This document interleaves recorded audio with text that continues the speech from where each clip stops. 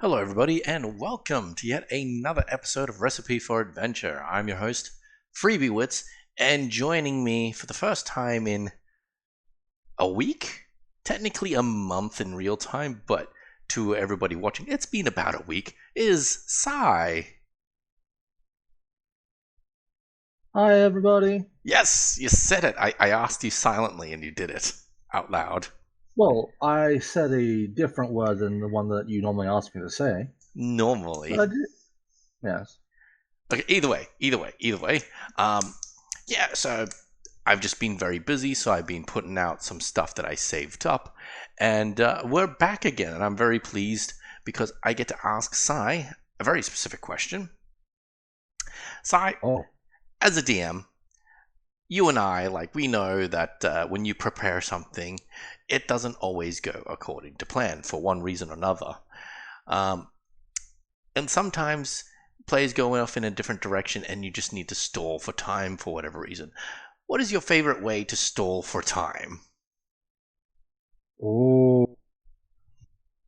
Um, my favorite way to stall for time is ironically to get pretty descriptive, Mm-hmm. or introduce an NPC along the way Mm-hmm. to explain situations, and to kind of help, like, flesh out a scenario going forward that I need time to actually think of. And often I will use the conversation with the NPC to help kind of flesh out what I plan to have ahead by having them give vague warnings while I'm improving. I'd be like, okay, yeah, no, that's cool, that's a good idea, So let's just and say, just for example, uh, I'm one of the characters, a party member, and I've just taken on Vodos and Wolf, right? And I plan mm-hmm, to go to room number 2, and for some reason you hadn't prepped that far ahead. Um, ignoring the fact that we did prep that far ahead, but let's just pretend for a yeah, moment you didn't prep that far ahead. What yeah, would you do? I'd be like, all right, I've looted Vodos and Wolf yep, stuff. I want to go to the room over there. What would you yeah. say to me? If I had not prepped for what's in room two is a cowardly member of the gang, probably just a single low level bandit who immediately freaks out and basically do the whole idea of a someone who is not going to be a fighter, Hmm.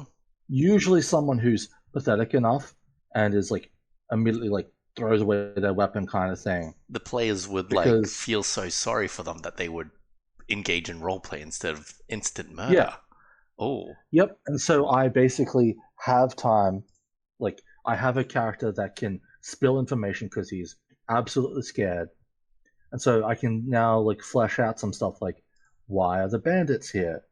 Like, how did the bandits know about this? Like, Hino might not necessarily know that, but he'd be like, hey, no, Father Giovanni was the one who brought us here. Said he knew about, big you, source of treasure and see, something important we're here. in the question answering, and you're already Yeah, making. So yeah, if you go back to section number 2, I'm actually going to write some of this in. So if you will try to beg for their own life yeah. by revealing some information, and then you know what? I'm going to have several. Wait, hang on. I'm going to do this properly. Um, each tier of successful intimidation reveals slash rewards the players with the lower tier uh, rewards. So, okay, so intimidation rolls. Intimidation DC, and then I will just go. So let's just say 1. The bandit will blubber and nothing uh, important, Yeah, yeah, nothing useful useful. will be revealed. Okay, so DC 5, they will offer all their money, 5 GP. You know what? Let's make him pathetic CP, DC10, he will reveal that Father Giovanni brought them here, which is still not that useful because, But by this... it does. It's not useful per se, but it does at least confirm that Father Giovanni was the one calling the shots. Okay, yeah, that's good. DC15, he will reveal that 5 of his colleagues are moved somewhere up north. So that will reveal that there are 5 bandits up there. Do we want him to reveal anything even more special? Like, I like to think that he's not the sort to, like... He's so cowardly at the moment that he's not withholding information because he's loyal or anything. He's withholding information because he's that panicked. He's like, he can't think of it. So, I think with a 20, Uh-huh. like, he doesn't know the exact details, but he's like, the 4 leaders, like, for some reason they think they're just immortal. Like, they pledge themselves to something, or I don't know, but for some reason all of them are like, that's fine if we put ourselves at risk. We'll just come back. Like, I don't want to. I'm not sure how to say it, but like the idea that the boss is coming here personally, most of the time it's like, no, the boss would just send the lackeys, but they're coming because they can afford to take the risk. And this allows them to keep coming back to life. Okay, there we go. You know what? DC 25. Absolutely pants shitting roll. Yep. The devils mostly listen to the bosses, but there's one devil he's heard about that bosses, even the bosses around. So, like, give a clue that there's something above even them. Yep. Okay.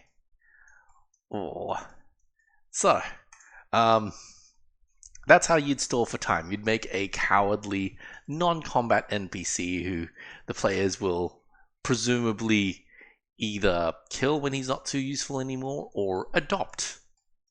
Especially if he's a goblin. Like, that seems to happen a lot. Like, the adoptable goblin / kobold is a very big thing that occurs in a lot of parties where it's like, here's an NPC, he is pathetic, he is useless, and now he is in the party. When did this happen? Okay. Now, as a fun thing, for those of you who have an adopted goblin and or kobold, you can leave it pathetic, but if they somehow put it through a training arc, Tasha's Cauldron of Everything does have good rules for allowing NPCs to level up in the sidekick section. Right, sidekicks. That's a thing. That's not in the DMG. That's in Tasha's Cauldron of Everything. That was something added later. Oh, interesting. I've been using some of those rules for Wednesday. Interesting. That would explain a few things now that you mention it. Yep. Okay. My answer is going to be a lot less interesting. How do I stall for time? By essentially letting the players build the plot. And I don't ask them to build the plot. I kind of hide it behind a veneer of making them sound smart. In that, let's just say that there's this door here between 3 and 6, right? Is locked, right? And I will say, oh, there's a bunch of gems like embedded in that door. What do you do? And then I will just have a timer on the side, and I will let the players go nuts in their puzzle solving, like thoughts and such like that. It's like, oh, what if I press these these gems in this order? I will note down what they did and tell them, no, doesn't work. And if they try that solution again, I will tell them it still doesn't work. And eventually, like once it hits a 10-minute mark and they try it again, I'll say, oh, It seems to you that this door required it to be done 3 times, or if they come up with a completely separate solution, I'll say, your solution worked. And then sometimes if the players can like roleplay it well enough, or like give me a thematically awesome sounding answer, like, oh, we fought 4 of these monsters before, and these colors correlate to them. If we press them in the order that we met them, like this, this, and this, it might open the door. And I might go, huh, that sounds like it makes sense. And then I will tell them, yes, you figured out the puzzle. Congratulations. And that just helps vindicate them. And they've essentially just created the puzzle for my door that didn't have a solution before. Yep, sometimes that's how you gotta do things. You improv with no actual solution and just let the players just fuss around until eventually you're like, yep, that's good enough. It sounds good to me. And you always want to compliment the players on this, because a player that feels like they're being complimented, that feels like they're smart, won't feel like they're being like manipulated into doing this for you. Yeah. And it's important when you're in that state, if you let players roll, you don't give them the instant victory. You instead give them a quick clue or something. Bit of lore. Like, say, it's like, these crystals, these gems, you note that, yes, they are magical, but they aren't actually real gems.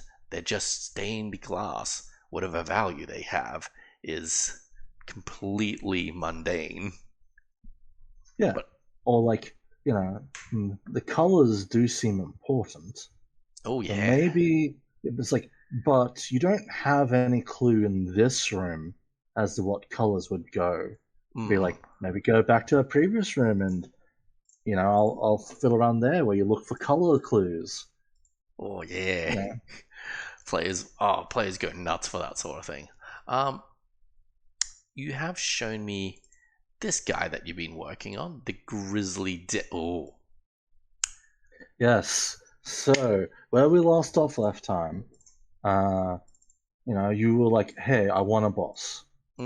So if you pull up his stat sheet, you'll see that I've actually done some stuff and actually left some info in the feature section to help explain what I did. Okay. So, to begin with, I built him using what I built. If my memory is correct, it is the champion stat block, which is like a powerful warrior. Usually the idea is like they're the champion of an arena, or like the champion of like a king's army, that type of thing, like the most powerful warrior of a area. But the DMG has some rules for NPCs, templating rules.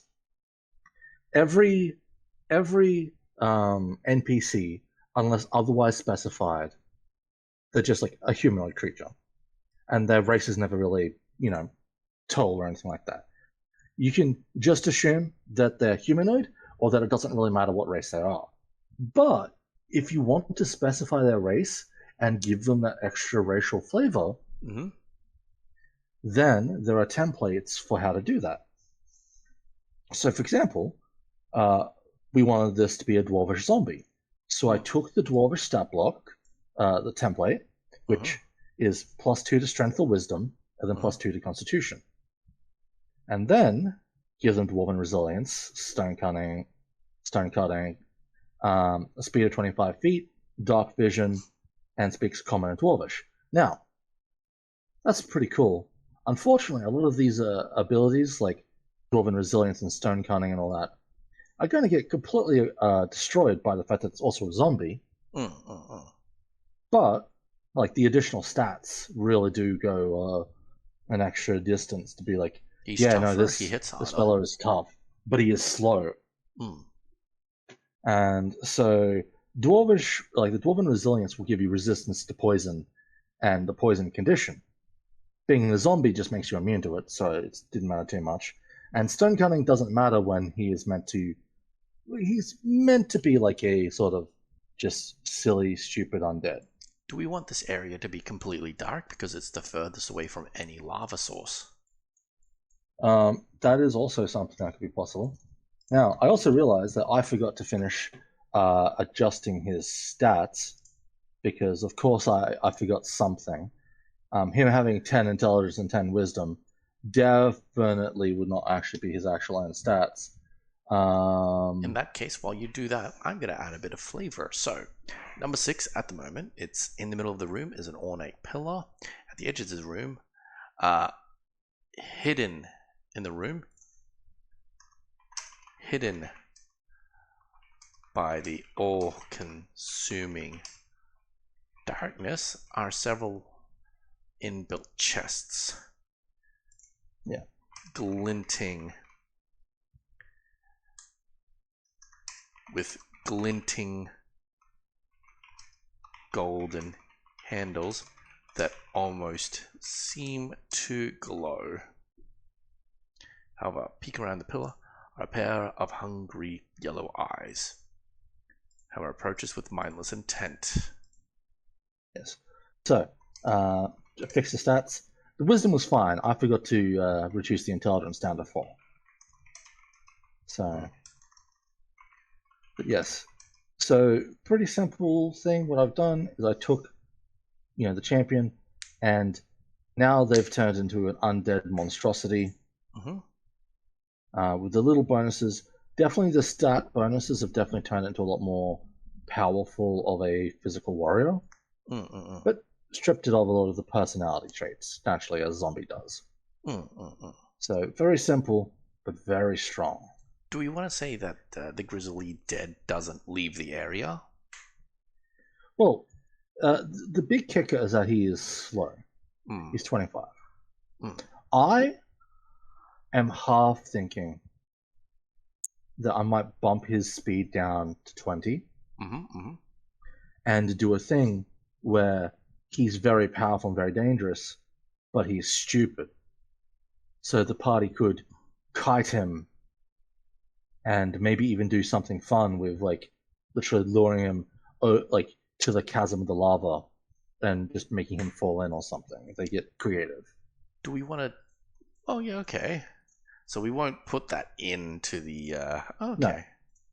So but we can... I'm going to slow him down to 20 feet to make him shamble. Can you put, like, in the description, like, for behaviors, like, this creature will just follow the players almost mindlessly and attack whoever's closest, sort of thing? Yeah, I'll give him a feature called Shambler. Is that actually a thing, or did you just come up with it? No. I literally just came up with it on the spot. I like it. You did good. Okay. Brainlessly shambles after the closest target. You know what? I want to give this place a lair action. Lair action. The entrance door slams shut. It can easily be pushed open again, or even kept open by a small or larger creature. There we go. It's a stupid little it's a tiny little thing, like feature, but like I like the idea of, like, it could split the party up, like, temporarily, or like give cover to the dead, or like just make the players feel like they've been locked inside. Yeah, Shambler. Just added just a little bit of, like, stuff. It just chases the closest target until it loses sight. And it pays no heed to traps or obstacles, taking the most direct route. So it's like, if people leave zones or, like, a cloud of daggers, it will go straight through the cloud of daggers. It will not attempt to path around, nothing of the sort. And so the party could just fight it by just endlessly kiting, but just the idea of it just slow marching after you, like, incredibly strong, incredibly tough, potentially taking the dash action. Considering how simple this creature is, it's a very interesting, like, it could be a very interesting encounter based on its own simplicity. Because like it's not like the players have run into anything like this before. That's so Yeah. mindless. Yeah. Yes. And the caveat is, as mindless as it is, it does still technically know how to use its crossbow. This guy hits hard, like potentially 46 damage. If he's got more than half-life. And like you can think of it like that's an actual thing that the champion has. But with this guy being undead, you can literally say that if he's below half-life, his body is literally falling apart, and so he no longer has this old strength that he had. So I was thinking, like, when he dies, does he drop the familiar hammer, or do we like say it's like because like obviously they have the ancient forge hammer. Do we call this one like the ancient dilapidated forge hammer, or what's another word for something that's been like not being taken care of, ill maintained?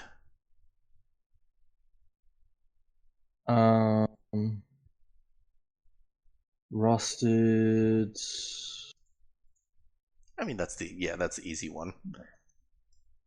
Well, the ancient forge hammer that you're using to get access to here is made of adamantium. Yeah. And I don't think adamantium rusts or anything like that.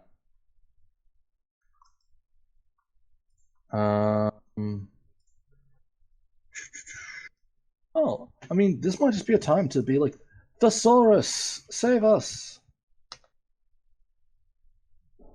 Thesaurus. Thesaurus.com. I will use the power of words. Ancient. Antique, archaic. Time worn. That's a good one. Ooh, time worn. Forge hammer. Okay, we'll say the magic in this hammer has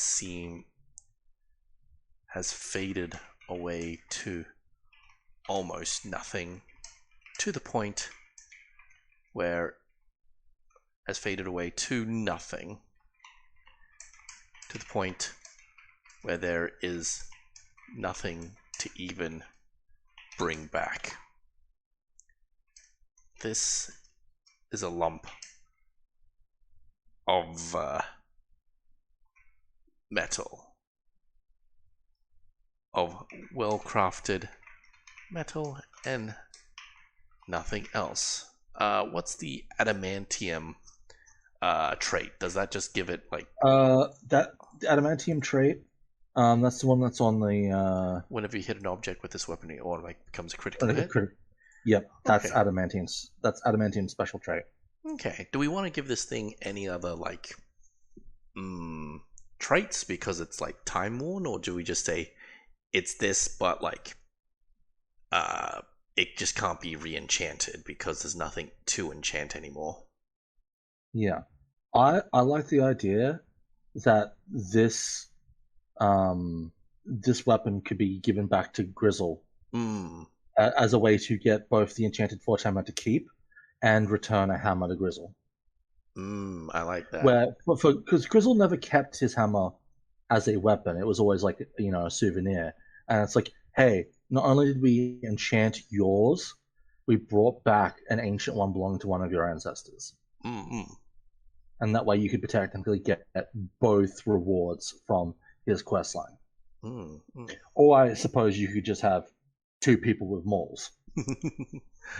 What's that joke? It's like, Derek, why do you have two ancient forge hammers? What does your mother allow you to have? Yes, that's the joke. Damn it! I boffed it. All right. So do we? Okay, no, he's not really going to be attacking any objects now. I think about it, so we can ignore that. Okay, so Grizle's Forge, room 6. Undefeated. The grizzled dead will drop a time worn forge hammer. There we go. All right, let's do the loot. Yes. 6 So chests. we have an ancient dwarvish stockpile. Ooh. So do we want to just do a traditional treasure hoard, or do we want to maybe get a bit, specific-y? Thematic.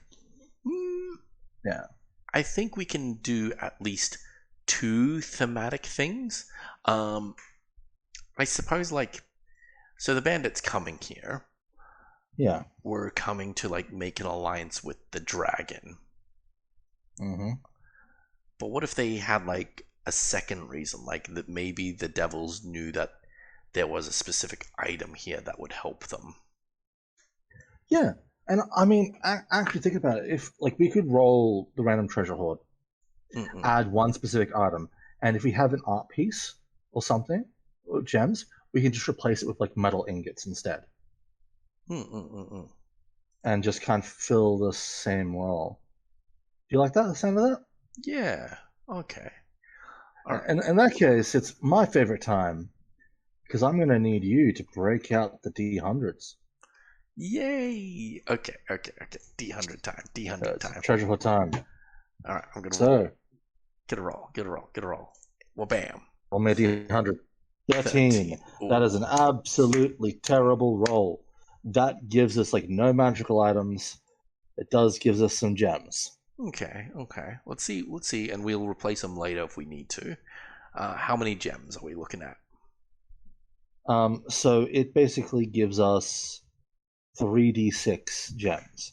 It gives us money as well. So we can offer the money. 9 gems. What kind of gems are there? They are 50 GP kind of gems. So 50 GP kind of gems. But as I said, we're going to replace this with metals, right? Okay. How many? So why don't we say that instead of giving like a 50 GP gem, it is a 50 GP ingot of, say, mithril. Ooh. 50 ingots. Instead of saying 50 GP, just say ingot of mithril. Yep. And I believe that, let me just talk about Owl's potions and magic items for sale, because I believe we did something about, here we go, solidified magma ingots. There we go. So we can say mithril ingots. So in Owl's potion / magic items for sale, we can say 10 GP again. Can be applied to any piece of non-magical equipment to give one of the following traits. So what does mithril usually do, like in 5e? Because like, I don't remember. I don't think mithril gets used as much. Like, I believe the only thing mithril is really used for is as like a part of like a magical armor. Okay, in that case, what I'll do is increase critical range by 1 to weapons. That seems incredibly good. I will tell you what the effect of mithril is on armor, because that's probably still worth it. All right, what does that do? If the armor normally imposes disadvantage on dexterity stealth checks, or has a strength requirement, the mithril version of the armor does not. Ooh. Because it's lighter. It doesn't make as heavy sounds. So strength / dexterity checks, sorry. Dexterity or has a strength requirement. So is it just completely gone, or is it reduced? Yep, it is gone. It is now removed. Finesse. Actually, no, critical is fine. I feel like the critical range by 1 is actually really, really good. Do we want to change it like adds the light? Adds the light property. Because the light property allows you to do dual wielding with ease. Adds the light property to any weapon without it. Light weapons become mithril, because obviously we want mithril in it. What do we do with light weapons?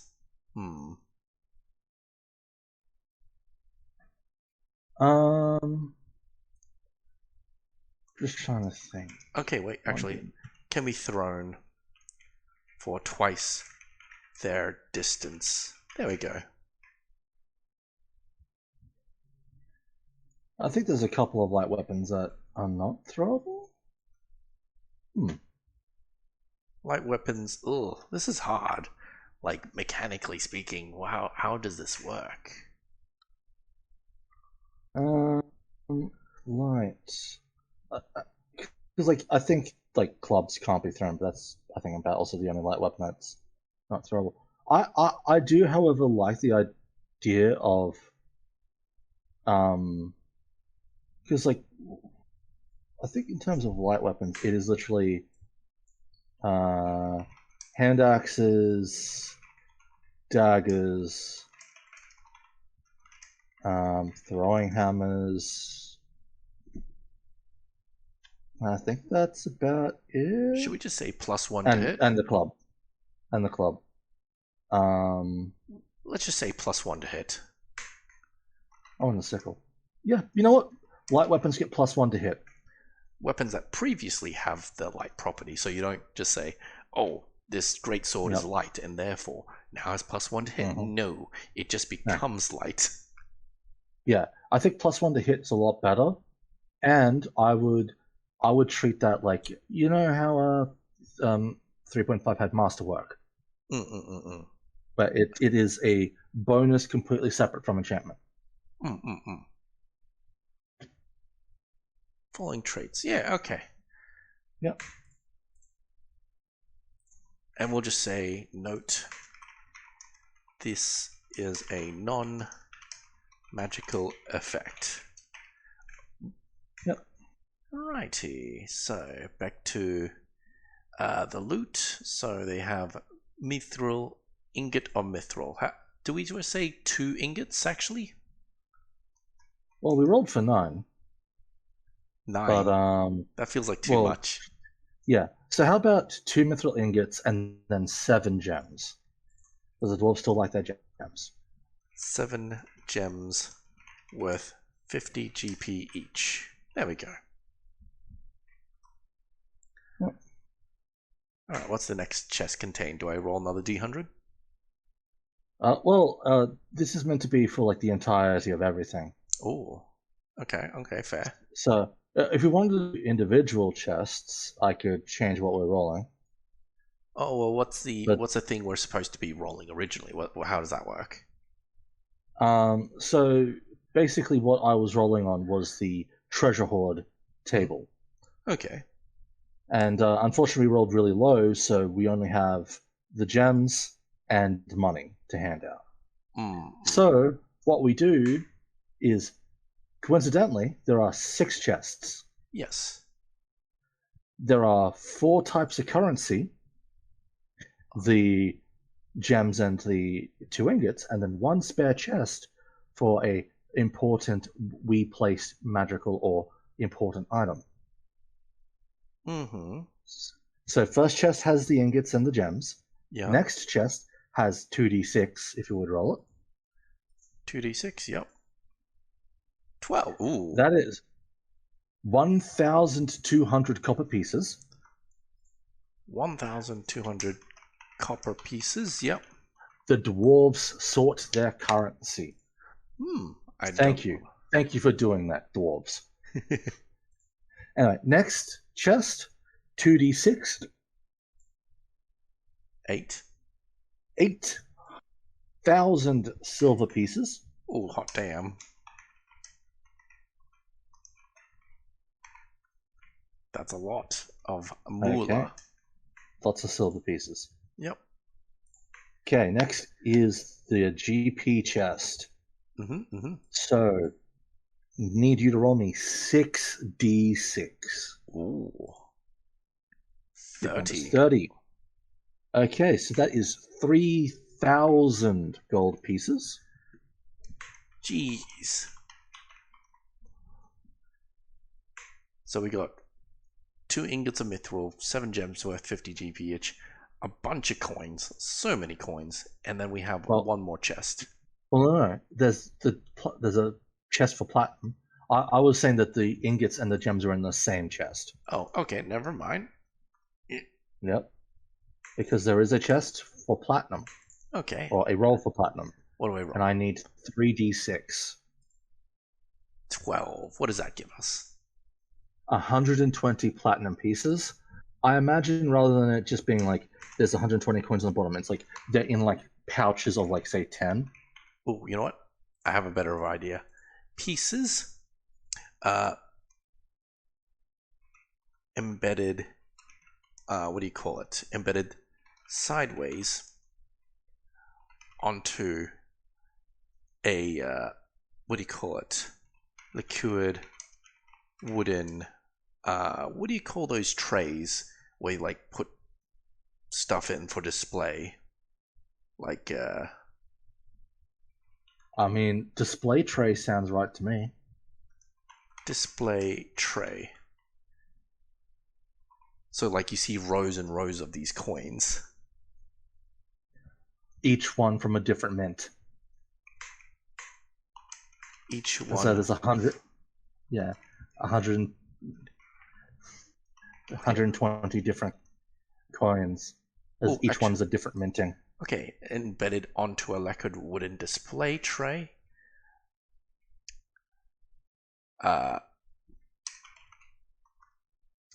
With, let's say 10 coins.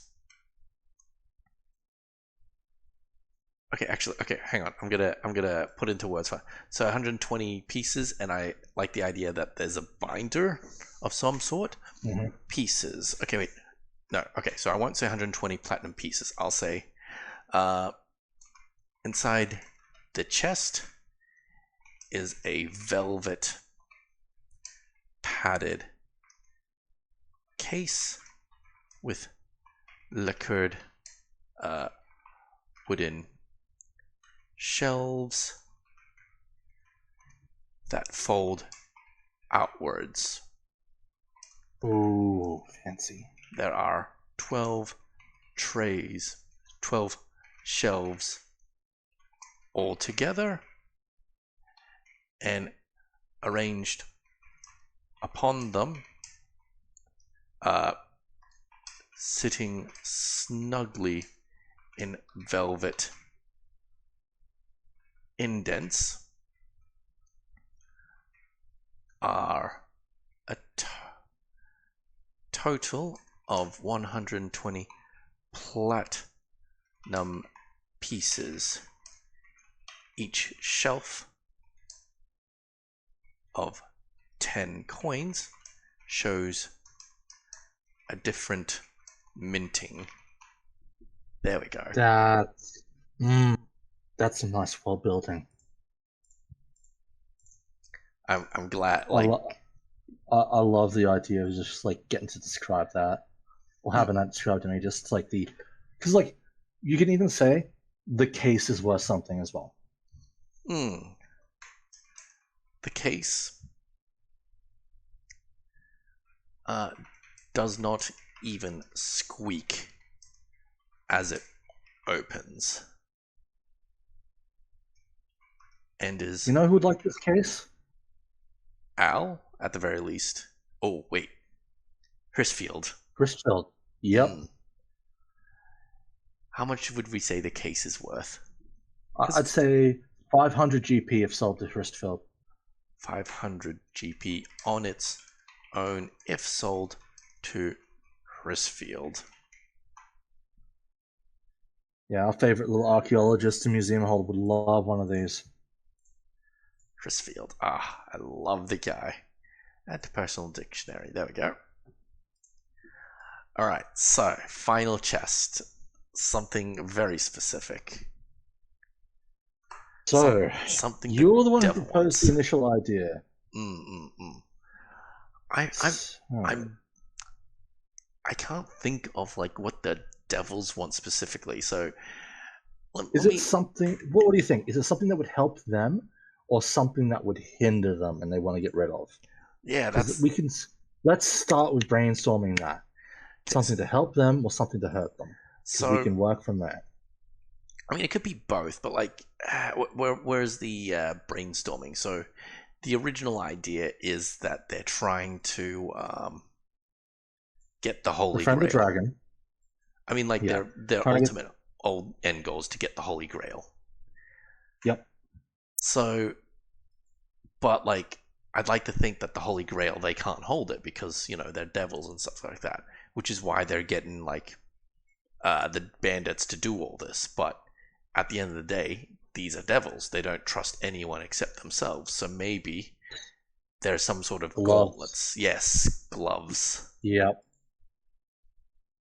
And like they're magical, so like the players can still wear them and do stuff with them. So some sort of gauntlet. Let's let's have a look at the base.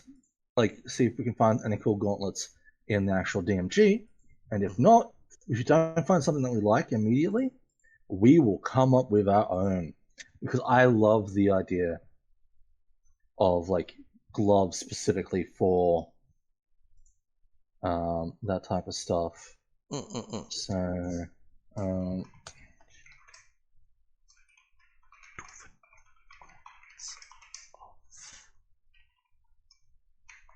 Room 6 of. gloves of missile snaring, gloves of swimming and climbing, gloves of thievery. Let's go gauntlets. Gauntlets. Gauntlets of ogre power. Mm-hmm.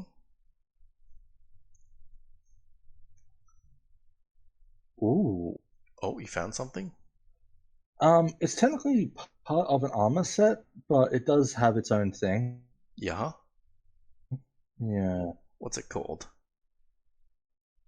Well, so I was looking through stuff, and I was just I noticed the word gauntlet pop out. Mm-hmm. Demon armor. It's basically it's like it's a demon armor. But it does note that in addition, the armor's clawed gauntlets turn unarmed strikes with your hand into magical weapons that deal slashing damage. With a +1 bonus to attack and to attack rolls and damage rolls, and the damage die is 1d8. It is cursed, however, Mm. and makes it harder for you to attack demons. But I'm like, oh, that's a kind of cool idea that it's like it's a full armor set that once you wear it, you can't take it off, but it does like the gauntlets do have special properties. But yeah, in terms of other good things, like there's the gauntlets of ogre power, which just raise your strength to 19. I think I know what I want to do. So ancient dwarven gauntlets, not even gauntlets, gloves of adaptation. So okay, so they require, what do you call that thing? Where you have to rest with them for a while. Attunement. There we go. Attunement. Yeah. Requires attunement. So, oops, that's not what I was intending to do. All right, all right. Whenever the wielder, wait, no, wearer. Whenever, okay, I'm trying to remember the language that D&D uses for this sort of thing. Whenever you're hit by an attack,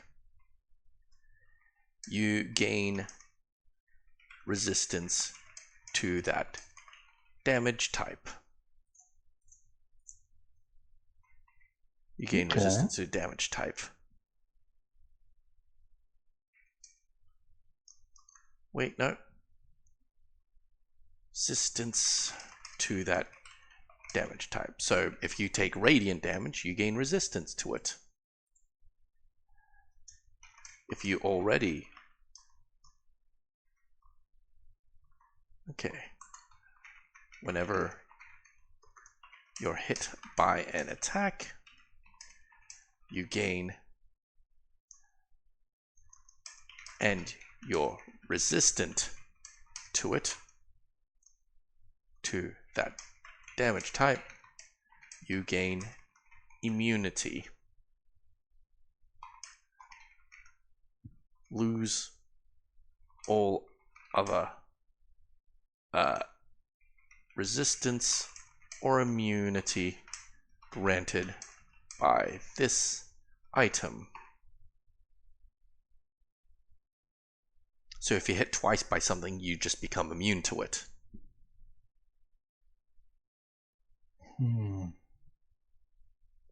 Like, that sounds way too good to be into the player's hands.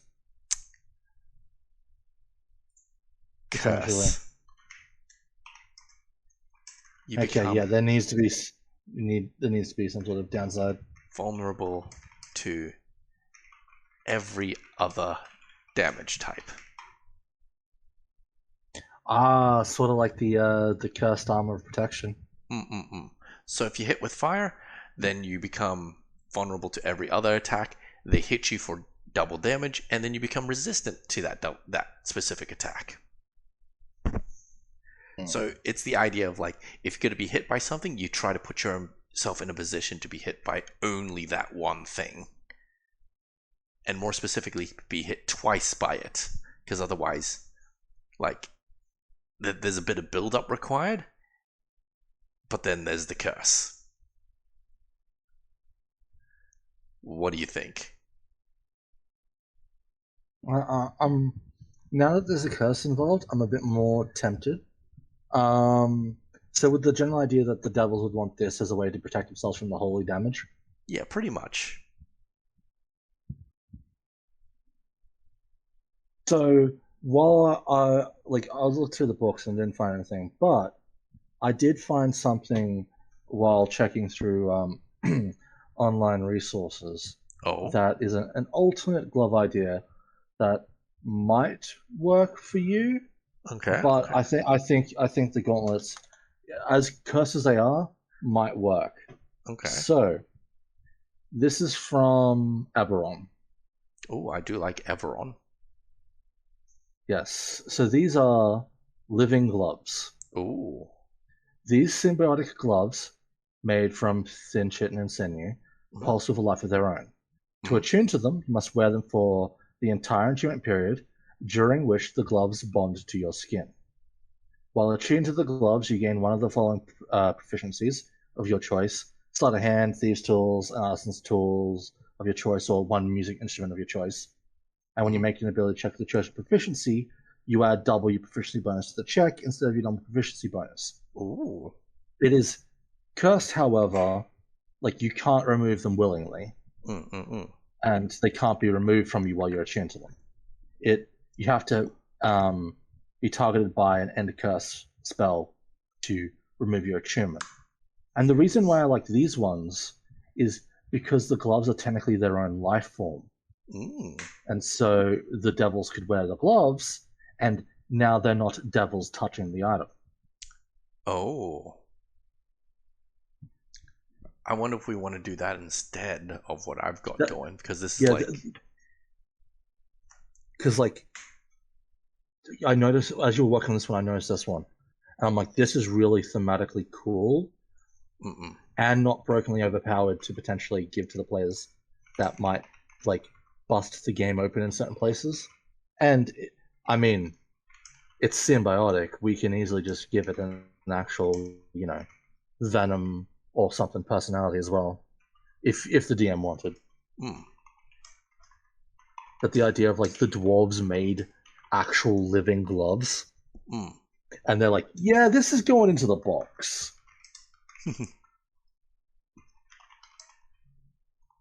So wait, what are these gloves called again? They are called living gloves. Just living gloves. Okay. Kaiser Attunement. And what book are they in? They're from Eberron Rising from the Last War, page Eberron. 278. Okay. Give me a second. Refer to Eberron Rising War, did you say? Rising from the Last War. Rising from the Last War. That is basically the Eberron book for 5th edition. But because I'm Page using 278. 78. Okay. But I can just copy and paste the info as what these gloves do. So I'm gonna now just format this so that it now actually looks like actual stuff. So highlight color, none. You're right. It is like text color, black. Oh, why are you still? Do we want it actually to work this way, or to just have the devils think it works that way? I mean, it doesn't matter either way, right? Because the devils probably wouldn't get it, no. Why are you still highlighted in a color? Devil believes DMs are welcome to make their own interpretations. There we go. Like, I can totally see like the devils kind of quote unquote winning, taking the gloves and trying to get the Holy Grail, and then doing like pulling an Indiana Jones where, you know, they open up the Ark of Covenant and all die because of it. Yeah. I know that's a spoiler warning, but the movie's like, what, 30 years old now? It's old. It's an old movie. So, yeah. But I like the idea of... I noticed these gloves while you're working on this, and I'm like, I think this is really cool. And... No, I like this much more, for sure. Mm-hmm. Hang on, I'm just gonna quickly...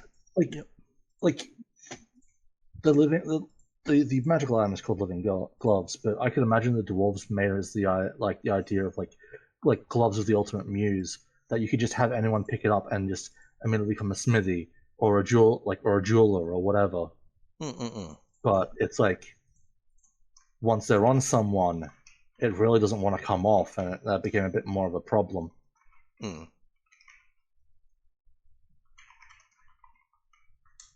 Dwarves intended smith tools. Yeah, but yeah, just the idea of like it's a set of gloves that turns anyone into a master smith just by wearing them.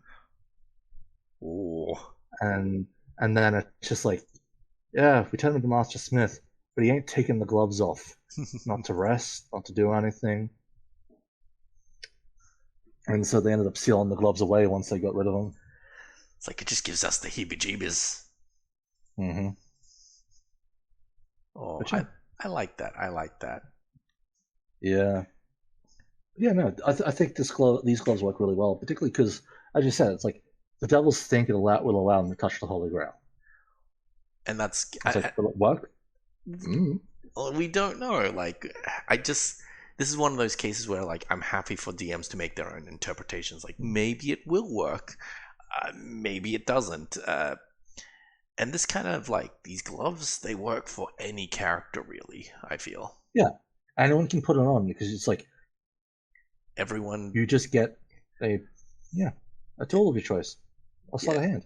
Absolutely. Everybody can benefit from it from one way or another. I like that. I like that. Yep. Okay. I would also note with the gloves... Oh. Feel free to give the gloves the sentient item trait. Ooh.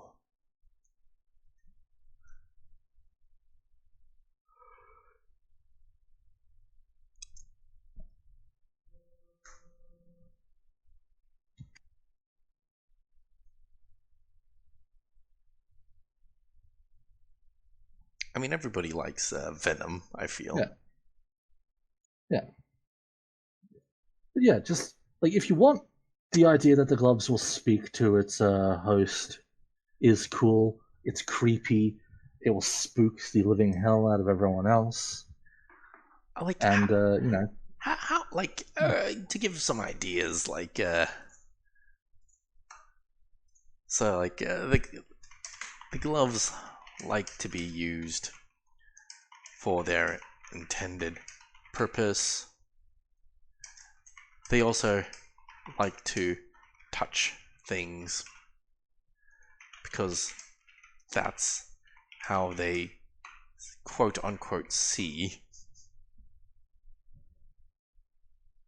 just uh, just the idea that the person who's wearing it because he's speaking with the entity the entire time, just going up and like touching statues and like pieces of art and weapons and all that, and it's just like ooh. They literally touch with And their eyes because that's how they see. yeah, and if you don't want to deal with it, you can just say no, it doesn't have that trait. It's just cool gloves. Okay, I think that's everything. I think we've completed uh, the Yeah, forge, haven't we? Like, do we want to do anything like on the mountain courtyard? Like, obviously, the I mountain mean, courtyard, when they leave it, will no longer have the calamity dragon, so it'll start like. I don't think it will defrost immediately. I think there's enough time for you to leave, and it'll still be like cold, Oh yeah, but like but there maybe won't be the a blizzard blizzard. might be Yeah, stopped. that's Yeah. what I was thinking. Let's add that. Well, maybe we can discuss that next time. Okay. All right. You know what? We'll discuss that. You're right. We'll discuss that next time. Um, Thanks everyone for coming and watching and listening. Uh, if you'd like to support us, please comment, like, and subscribe. It really help us out, and we'll be able to get more content to you. So, bye bye. Ciao.